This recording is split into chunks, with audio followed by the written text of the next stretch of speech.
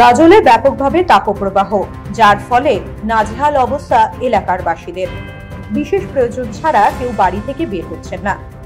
গাজলে দেখা যাচ্ছে বিভিন্ন রসের অর্থাৎ ফলের রসের দোকানে উপচে পড়া ভিড়। কোথাও আখের রস, ডাব বা বিভিন্ন ফলের রসের দোকানে দেখা যাচ্ছে মানুষের ভিড়।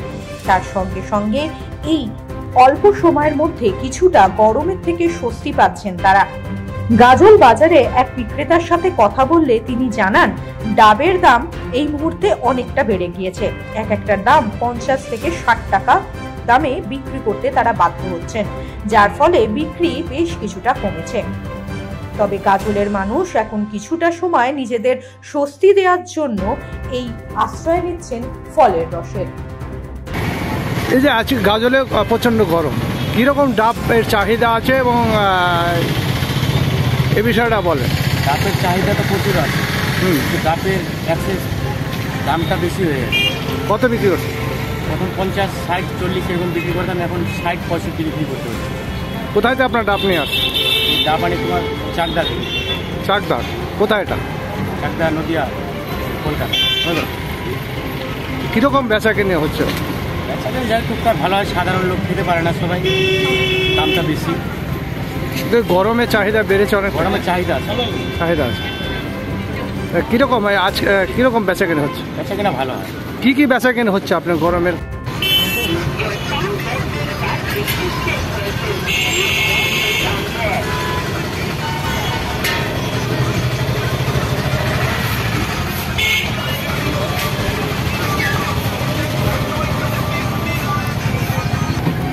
ক্যামেরাটা খারাপ, আমার ফোনটা তোমার না, ঠিক না? তোমার লাগবে।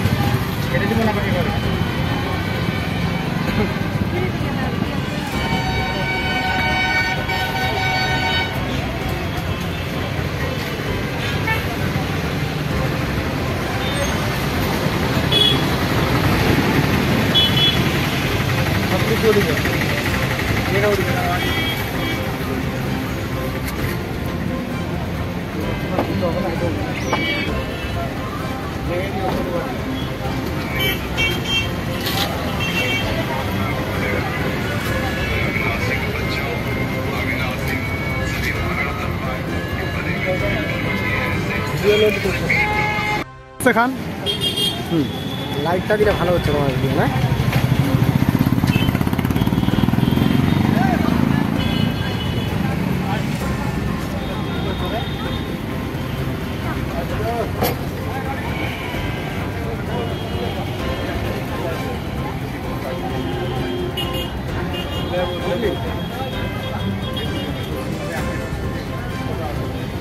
গাজলে কিরকম গরম পড়ছে? গরম হাতটা বাঁচতে কি করছেন আপনার? কারণ গাজলে গরমটা অতিরিক্ত গরমের হাত থেকে বাঁচতে আমরা বাড়ি থেকে দুপুর টাইমটা বেরাচ্ছি না।